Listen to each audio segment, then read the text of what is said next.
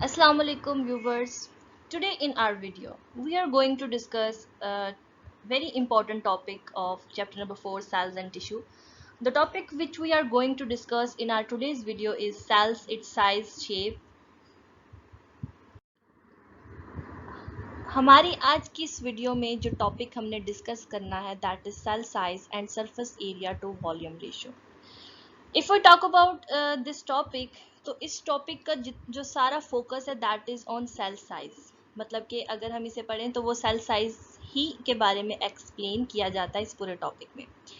होता क्या है कि सेल्स जो हैं वो डिफरेंट सेल्स हैं, तो उनके साइज भी क्या है, डिफरेंट है. जैसे कि सबसे स्मॉलेस्ट सेल जो बैक्टीरियल सेल है उसका नाम है माइकोप्लाज्मास, जिसका डायामीटर जो है वो 0.1 माइक्रोमीटर से 1.0 माइक्रोमीटर तक है. For example if you look at this picture, this one belongs to the mycoplasm cells, जो कि सबसे छोटे सेल हैं.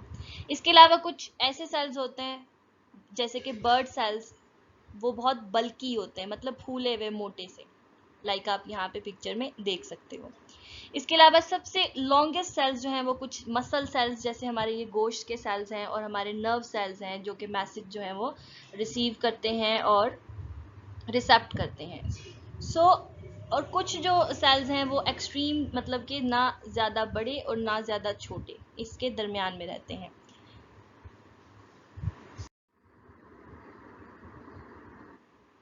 नाउ जो सेल साइज और शेप है ये सेल के फंक्शन से रिलेटेड होता है. फॉर एग्जांपल जैसे कि बर्ड एग्स हैं, ये बल्की होते हैं.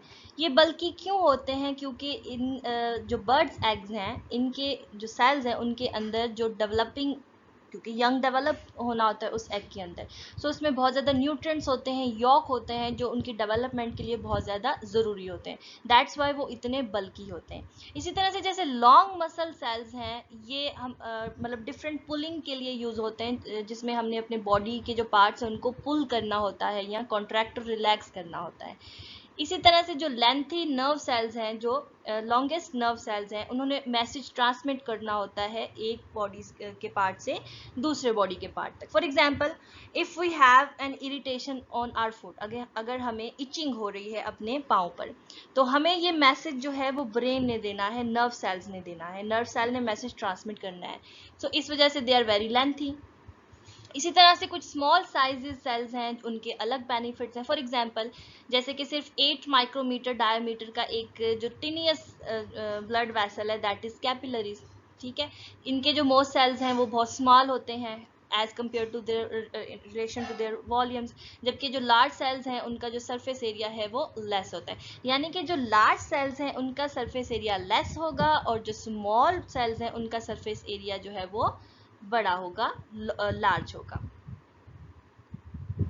For example, here is a picture, a diagram from the book of 9th class biology, figure number 4.21, in which we are saying that effect of cell size on surface area. आप यहाँ देख सकते हैं कि एक लार्ज सेल है, लेकिन उसका जो सरफेस एरिया है that is only 5400 micrometer square, जबकि यहाँ बहुत से छोटे छोटे सेल हैं और इनका जो सरफेस एरिया वो है 16200 माइक्रोमीटर स्क्वायर. सो जो जितना बड़ा सेल होगा उसका सरफेस एरिया जो है वो उतना कम होगा, और जितना छोटा सेल है उसका सरफेस एरिया जो है वो उतना बड़ा होगा. अब यहाँ पे है कि जैसे कि in the both case the total volume is same, volume दोनों का सेम है, लेकिन जो सरफेस एरिया है वो क्या है, डिफरेंट है. यहाँ पे एक एग्जांपल लिखी है, लाइक वॉल्यूम जो है वो 30 माइक्रोमीटर है, उसको मल्टीप्लाई करें 30 माइक्रोमीटर, देन 3 टाइम्स उसको जो है वो मल्टीप्लाई करेंगे तो वो क्या हो जाएगा, 27. In contrast to their volume, because a cubical shape has 6 sides, क्योंकि जो क्यूबिकल शेप है उनकी 6 साइड्स होती हैं और वो 6 टाइम्स जो उनका एरिया है वो उसे वन साइड को रिकॉग्नाइज किया जाएगा. दैट्स वाई जो है वो जितने ज़्यादा सेल्स हैं उनकी जो क्यूब शेप है उनकी साइड ज़्यादा होंगी, तो उनका जो सरफेस एरिया है वो क्या होगा, ज़्यादा होगा. फॉर एग्जाम्पल इसको हम थोड़ा और आसान करते हैं, जैसे कि सरफेस एरिया एक लार्ज क्यूब का क्या है, 6 टाइम्स है. ठीक है, क्योंकि 6 कॉर्नर्स हैं. अब आप 30/30 को मल्टीप्लाई करेंगे और फिर जो मल्टीप्लिकेशन के बाद उसका सरफेस एरिया निकलेगा दैट इज़ 5400. इसी तरह से अगर एक क्यूब की आप बात करें तो उसे मल्टीप्लाई करेंगे 10/10 से और 600 निकलेगा। अब जो 27 स्मॉल क्यूब्स हैं, जब आप उसे 600 से मल्टीप्लाई करेंगे तो उसका सरफेस एरिया जो है वो 16,200 आएगा। सो इस तरह से कैलकुलेशन करके हमने सेल का सरफेस एरिया फाइंड करना है। अब हमने ये अंडरस्टैंड किया है कि small cell large surface area, large cell small surface area. इसका रीजन क्या है? Need of nutrition and rate of waste productions are directly proportional to the cell volume। मतलब कि कितनी ज़्यादा न्यूट्रिएंट्स चाहिए और कितना ज़्यादा वेस्ट प्रोडक्शन जो है वो पाया जाता है सेल में, ये डायरेक्टली प्रोपोर्शनल है उसके वॉल्यूम के साथ। जितना ज़्यादा ये मौजूद होगा उतना ज़्यादा सेल का वॉल्यूम भी ज़्यादा होगा। सिमिलरली अब होता क्या है कि सेल को न्यूट्रिएंट्स चाहिए होते हैं और उसने वेस्ट भी एक्सक्रिएट करना होता है, निकालना होता है अपने सरफेस सेल मेम्ब्रेन के थ्रू। तो जितना ज़्यादा वॉल्यूम होगा सेल का उतना उससे सेल सरफेस भी चाहिए। लेकिन हमने जैसे फिगर में देखा कि एक लार्ज सेल जो है उसका स्मॉलर सरफेस एरिया है as compare to its volume ज़्यादा है, और अगर हम इसे कंपेयर करें स्मॉलर सेल के साथ, तो हम इस बात से ये कंक्लूजन लगाते हैं कि जो मेम्ब्रेन है स्मॉल सेल्स की वो ज़्यादा वॉल्यूम सर्व कर सकती हैं एज कम्पेयर टू ऐसे सेल जिनकी मेम्ब्रेन जो है वो बहुत लार्ज है। नेक्स्ट टॉपिक है 4.4 passage of molecules into and out of the cell. मतलब कि जो मॉलिक्यूल्स हैं वो सेल के अंदर और बाहर किस तरह से आते जाते हैं। हमें पता है कि जो सेल मेम्ब्रेन है वो बैरियर के तौर पे काम करती है, मतलब कि ये कुछ मॉलिक्यूल्स के लिए फिल्ट्रेशन का काम करती है, लेकिन ये सब के लिए फिल्ट्रेशन का काम नहीं करती। इस वजह से हम इसे सेमी परमिएबल मेम्ब्रेन कहते हैं, मतलब कि हाफ परमिएबल, जो कुछ मॉलिक्यूल्स को जाने देती है और कुछ मॉलिक्यूल्स को रोक लेती है। अब ये ऐसे मॉलिक्यूल्स को जाने देती है जो सेल के लिए फायदेमंद है, और जो सेल के लिए हार्मफुल है वो उससे जाने अंदर नहीं देती, सेल मतलब मेम्ब्रेन नहीं जाने देता। सेल मेम्ब्रेन जो है वो इक्विलिब्रियम को मेंटेन करती है। इक्विलिब्रियम कहते हैं बैलेंस को, ठीक है, कि जो इनसाइड द सेल जो मैटर है उतना ही बाहर हो, मतलब कि बैलेंस जो है वो सेल मेम्ब्रेन बरकरार रखता है सेल का। सेल मेम्ब्रेन ये बैलेंस किस तरह बरकरार रखता है? सेल मेम्ब्रेन ये बैलेंस बरकरार रखता है कुछ फिनोमेनाज हैं like diffusion, facilitated diffusion, osmosis, filtration, active transport, endocytosis and exocytosis, which we will discuss later.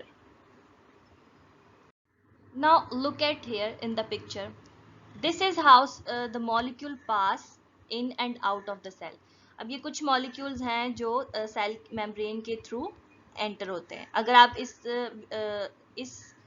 Video को इस पिक्चर को जूम करें तो ये लिपिड डबल मेम्ब्रेन जो है ये स्ट्रक्चर है जो हम नेक्स्ट पढ़ेंगे फर्दर, या आपने ये लास्ट वीडियो में भी क्लियर किया है इसको। सबसे पहला जो फिनोमेना है ट्रांसपोर्ट का, दैट इज डिफ्यूजन। डिफ्यूजन की आपको मैं एग्जांपल देती हूँ इस तरह से कि ये हायर से लोअर की तरफ जो है वो ट्रांसपोर्ट होता है। फॉर एग्जांपल आपके पास एक बॉटल है परफ्यूम की, मतलब कि जो मटेरियल है परफ्यूम जो है वो बॉटल के अंदर बहुत ज़्यादा है, ठीक है, वो हायर कंसंट्रेशन होगी। जब हम परफ्यूम यूज़ करते हैं तो वो जो मॉलिक्यूल्स हैं परफ्यूम के लिक्विड के वो ट्रांसपोर्ट होंगे लोअर कंसंट्रेशन के लिए। मतलब अगर आप देखें कि बॉटल के अंदर कितना परफ्यूम है और हवा में कितना परफ्यूम है, तो डेफिनेटली आप ये देख सकते हैं कि जो बॉटल है उसके अंदर ज़्यादा परफ्यूम है। तो परफ्यूम का जो ट्रांसपोर्ट है, उसके जो मॉलिक्यूल्स का ट्रांसपोर्ट है वो हायर से लोअर की तरफ हुआ है, मतलब कि जैसे हवा में परफ्यूम नहीं है लेकिन बॉटल में ज़्यादा है। सो डिफ्यूजन ऐसी मूवमेंट को कहते हैं जिसमें मॉलिक्यूल जो हैं वो हायर से लोअर की तरफ जाते हैं। फॉर एग्जांपल आप जैसे इस तस्वीर में देख सकते हैं कि यहाँ पे ज़्यादा मॉलिक्यूल हैं, यहाँ तादाद ज़्यादा मॉलिक्यूल की है, तो ये हायर कंसंट्रेशन है। अब इसने जो है वो मेम्ब्रेन से क्रॉस करके लोअर की तरफ जाना है, और इस तरह के ट्रांसपोर्टेशन को हम मूवमेंट को हम कहते हैं डिफ्यूजन। इसकी और एक एग्जांपल है, for example like carbon dioxide, oxygen, glucose etcetera, ये आ जाते हैं इनकी एग्जाम्पल में। Can cross all membranes bye diffusion, मतलब ये डिफ्यूजन के थ्रू सारी मेम्ब्रेन्स जो है वो क्रॉस कर सकते हैं। इसके अलावा जो गैसेस एक्सचेंज होती हैं गिल्स और लंग्स में, फॉर एग्जाम्पल गिल्स जो गल्फ पड़े होते हैं फिशेज में, तो उसमें जो गैसेस एक्सचेंज होती है वो भी हायर से लोअर कंसंट्रेशन की तरफ होती है। इसके अलावा जो मूवमेंट ऑफ ग्लूकोज मॉलिक्यूल है स्मॉल इंटेस्टाइन से ब्लड कैपिलरीज की तरफ एक्सेट्रा, ये भी क्या है, ये एग्जांपल्स हैं डिफ्यूजन के। सो एक बात याद रखनी है, 9th क्लास या जितने भी बोर्ड एग्जाम्स जो है वो देने हैं, आपने डेफिनेशन के साथ एग्जांपल्स लाजमी राइट करनी है।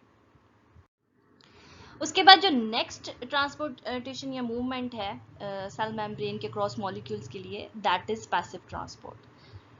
पैसिव ट्रांसपोर्ट में क्या होता है कि एक सेल जो है वो अपनी एनर्जी को इस्तेमाल नहीं करता जब मॉलिक्यूल डिफ्यूज होते हैं अक्रॉस इट्स मेम्ब्रेन।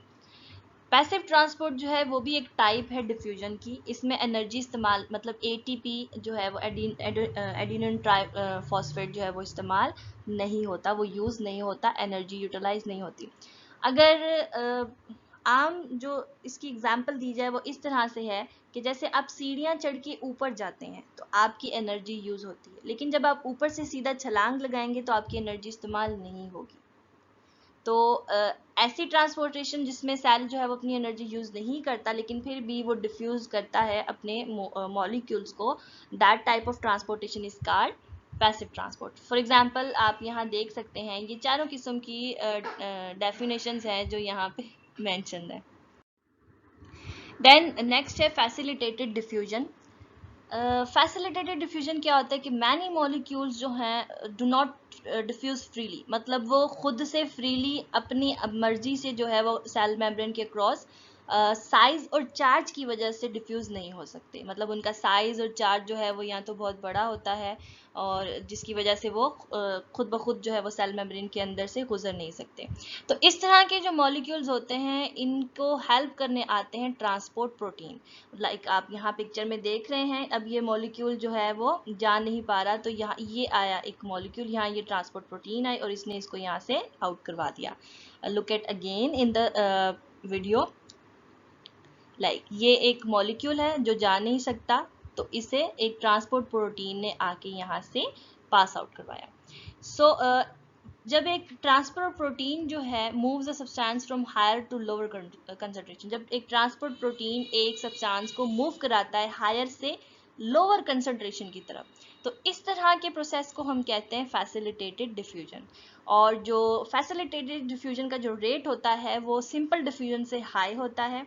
और फैसिलिटेटेड डिफ्यूजन भी जो है वो एक पैसिव ट्रांसपोर्ट की ही टाइप है, मतलब कि मॉलिक्यूल की अपनी जो एनर्जी है वो इस्तेमाल नहीं हो रही बल्कि पैसिव जो प्रोटीन है ट्रांसपोर्ट प्रोटीन जो है वो आता है और आके इसको यहाँ से आउट कर देता है या मूव करवा देता है।